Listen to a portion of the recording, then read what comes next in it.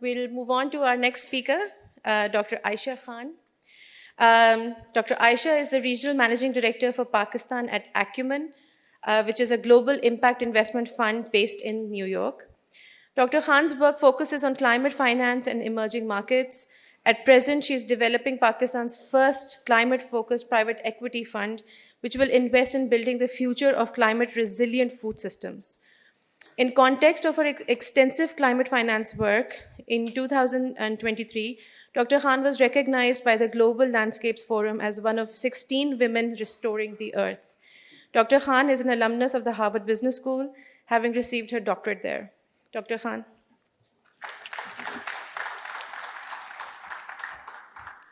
So, good morning, everyone. After hearing so much about what's happening in management, the need for innovation and change, I'm just going to bring it back in and start talking about something that affects every single one of us, and of course affects management and leadership. So, a show of hands quickly. I'm going to have you guys engage in this one. Please do raise your hand if you think climate change is a real management problem for you right now. Yeah? Real? See lots of speakers too. Okay. Now, raise your hands if you're actually doing something actively about it. And I'm going to check on you. Yeah?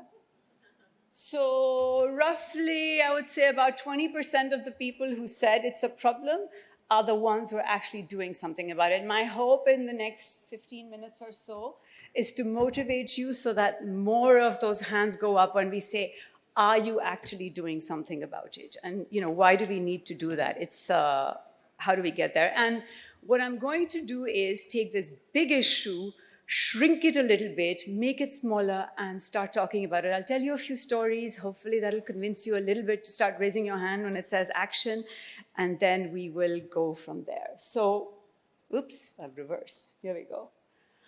All right, so I'll start with, I think as the moderator pointed out, my work is in agriculture and climate finance. I spend most of my time hanging out in southern Punjab and fields trying to figure out what is happening with kanak and makai and what are harvests looking like and what are the issues there. And about a year or so ago, early in the year, in January, I still remember we were in Dipalpur. Now, Dipalpur is in the Okara district. So again, Punjab, this is known as the maize belt of Pakistan, which is where you have most of your corn grown. And the mandi in Dipalpur is the largest corn mandi in the whole country.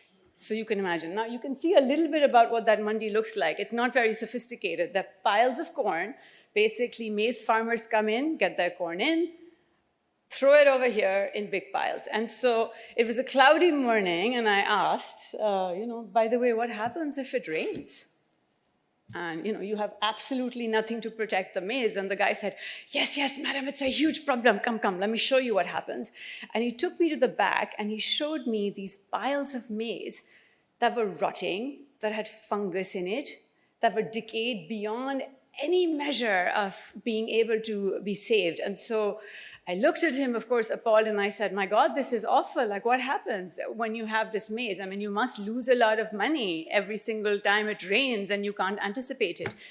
And he looked at me and he said, well, actually, you know what we do? Let me also take you to the other pile and show you what we do. And he showed me this guy with a big shovel, and you can see some of the shoveling over here, taking the rotten maize, mixing it with some of the okay maize, and saying, well, this is what we sell to all the factories. So actually, this is what you're eating. Everyone eats this. And he said, we're just not going to waste it. Yeah, we can't save it. We don't have the technology, but everyone buys this adulterated, rotten maize, and this is what we're eating. So starting from this is what's going into our food, part of that field trip then took us to one of the largest FMCGs. And so we had a meeting with, and this is PepsiCo, you guys are familiar with them, massive entity. They did about $86 billion in 2022 in revenue. So this entity is doing remarkable in terms of top line. And so we had a meeting with a lot of their senior team. When we came in, we found out that much of the senior team was actually not in the office. And the CEO was there because he was supposed to meet with us. And they're like, wait, what happened? We're going to meet your supply chain people. We want to really understand corporate farming and really see how we can enable. And he said, yeah, there was in Kasur, Sahiwal, there was this frost. Suddenly overnight, for a couple of hours, the temperatures went down. We couldn't really anticipate it. And I was like, okay, that's terrible, but what does that mean? And he said, well, potato is really sensitive to frost. And as you know, potato grows underground. So what happens when you have these extreme low temperatures, unanticipated, the potato actually rots inside. It looks okay. When you cut it in, it's black and gooey and is destroyed, and you don't really know it. And so their supply chain team had run out to try and figure out what on earth is happening to the potato that they have spent so much time actually supporting the corporate farmers on cultivating, just to find out that because we couldn't anticipate the frost, that was actually possibly destroyed, market prices thrown off, and again, having impact of tens of millions of dollars, just one unanticipated climate incident. And so we have multiple versions of that. And so this matters a lot. It doesn't just matter when we're having our, I don't know, corn flour or cakes or whatever that are fungus-ridden, evidently. I've stopped eating most of them after that corn visit. Or when PepsiCo is seeing massive losses because of unanticipated frost. But this has an impact at every single level, right? You talk about at the human level. In Pakistan, our malnutrition levels are significant. We're an agrarian economy, and we have 90 million people that are undernourished at this point in time. We have up to 50% stunting in our children in some provinces. And for those of you who are aware of this, stunting means that you are so nutritionally deprived that you are not able to cognitively develop. So when we have this population growing up, no matter how you educate them, that level of malnutrition will compromise their ability to contribute to the economy, to grow, to live full lives. Obviously, because of all of these climate change issues, our farmers are finding it difficult to remain viable. Our migration rates are the highest in the region from rural to urban. So what that means, as we sit in Karachi or Lahore, our cities are getting overburdened and have no way of actually dealing with this. So you're having massive issues, rural to urban migration, your rural areas being unable to produce enough food, which at an ecosystem level is devastating. It's devastating because as we talk about crop losses, we have 40 to 50% crop losses in some commodities. Our land itself is getting lower and lower in terms of productivity. We are 30 to 50% lower in terms of productivity when you compare just regionally. Just look across the border and see what's happening in India compared to us. And that has led to all sorts of consequences. I mentioned the nutrition one, but as this is a group of people in the corporate sector and the business sector, massive import dependency as well. So to give you an idea, and we keep talking about luxury goods, import of those should be reduced. A very basic meal in Pakistan, dal fry, chai, roti, okay? This is one I would not call this a luxury meal. This is about 85% imported. Yeah, that's about 85% imported. And so to look at what that trend is, only in the first 6 or 7 months of 2023 fiscal year, we imported about $6 billion worth of food. Wheat imports went up by 24%. Dal, pulses, lentils by 50%. So we're really seeing massive pressures. And as all of you, in terms of leaders who are managing for change, and we take this as a case study of an issue that's relevant, it's hitting us all at our core, it doesn't get more basic than agriculture, I guess. What do we do about it? What is the issue?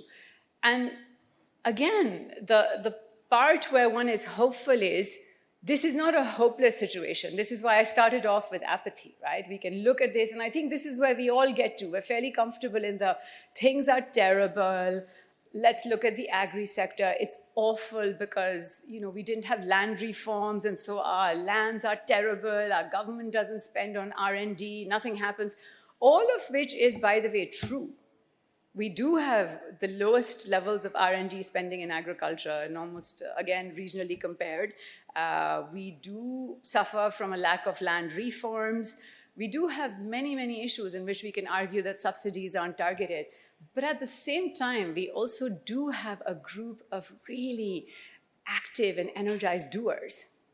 Right, so solutions are, even if you look at this MySpace, the tiny example, looking at agriculture, looking at climate change, our entrepreneurs in the private sector are creating solutions, and this is across every aspect of the value chain. To look at, if you have access to credit issues, there are solutions for that. If you're looking at inputs, there are solutions to that. And really interestingly, there are solutions that exist which are end-to-end transforming value chains. So to give you an example again, in Sindh, for example, a lot of the land is no longer arable due to salinity and lots of issues related to low water availability and, of course, overall climate change.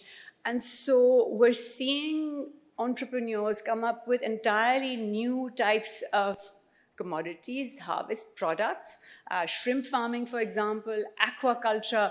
So all of these are models that exist and can actually help us solve for this particular problem that we do believe is existential, not just for Pakistan, but for the entire world. And so action matters, right?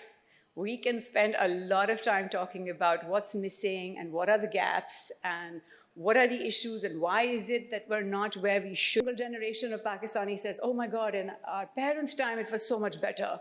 Now it's horrible. And then you go, and I'm a parent myself, and sometimes I catch myself saying to my children, oh, in my time, things were so much better. I'm like, oh my God, what am I doing? So once again, so action matters. Briefly, we talked about, in that, what Acumen's doing is we are putting together Pakistan's first climate fund. We're in the process of raising much of the funding is already in. But the hope here is, how do we use capital? How do we use new models of leadership, transformation to really affect change? And when we were designing this, by the way, every single person was like, oh, you're going to invest in agriculture? That doesn't work. You can't do equity investment. No, Pakistan, it doesn't work. No one will give you the money. It will not work. Well, we have the funding. We know it will work. And we are convinced that at the end of the day, change happens when you actually enable those who are on the front lines to do what they are capable of doing best. We don't all have to become entrepreneurs and start solving for climate change or education or, there's so many areas that are critical. But we do need to actually find ways in which we can support those who are acting. Through our policies, through our engagement, through our networks, we need to build the sorts of systems that Pakistan needs in order to face the future. So much more is needed. Much more is needed at an individual level, much more is needed at a corporate level, much more is asked from all of us. There is an urgent need for action. And this is not coming from Pakistan is the worst it can ever be. Actually, this is coming from a space of the world has given us a landscape where we can create so much more. Asif talked about all the tools of technology that are now available to us. If I can speak to my children, I say, my God, I had to go to the library to actually research things. You guys on your phones have the world available to you. So use that, not for despondency, not to look at everyone else and say, oh my God, they're doing so much better, they're doing so much better, and they're doing so much better. And there must be something, either we're being victimized or we're being pushed down. Maybe that's true. Maybe they're grand conspiracies. Maybe everyone is trying to, push this part of the world down. But the solution to that always is inaction. The solution to that always is in doing. The solution to that always is in supporting those who are doing the work. So I will just close by saying, My one call is a call for action, and I'm going to read this because otherwise I'll mess up this quote. It's from one of my favorite poets, Iqbal, and it goes back, of course, everything I do is agree, but you must have heard it. It says, "Nahi hai na ummeed Iqbal, apni kisht veera se. Nahi hai na ummeed Iqbal, apni kisht veera se. Zara nam ho, to ye mitti bahut zarkhez hai saki." So let's make sure we realize the potential of everything we have. Nam ho matti, who we are, who our people is, what our country is. There's so much there. We have so much optimism for everything you guys have. Together, I think we can transform, and the future leaves us no choice but to do so. Thank you so much.